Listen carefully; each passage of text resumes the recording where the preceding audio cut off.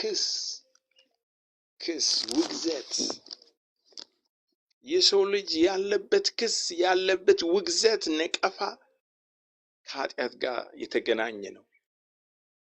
አሁን ግን ይላል በክርስቶስ ኢየሱስ ላሉት ለኔና ለእናንተ ኩነኔ የለባቸውም። በአራት ነጥብ ነው የሚዘጋው። ክብር ለስሙ ይሁን። ኩነኔ የለባቸውም። ለምን?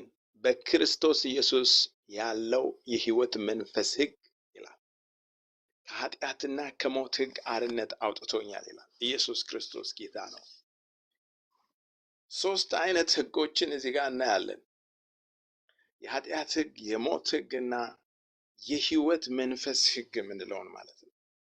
ይሄ በክርስቶስ ኢየሱስ ውስጥ ያለው የሕይወት መንፈስ ሕግ ሕይወትን የሚሰጥ ነው። ሰውን በሕይወት ማኖር የሚችል የሕይወት መንፈስ ሕግ ነው። ክብር ለኢየሱስ ይሁን።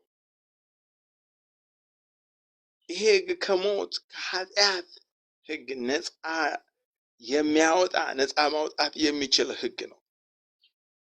ለዚህ ነው ወንድሞቼና እህቶቼ ክርስቶስን ተቀበሉ የምንለው፣ ጌታን ተቀበሉ የምንለው ለዚህ ነው። ራሱም ክርስቶስ ደግሞ ለዚህ ነው እኔ ሕይወት ነኝ ያለው። በክርስቶስ ውስጥ ያለ የሕይወት መንፈስ ሕግ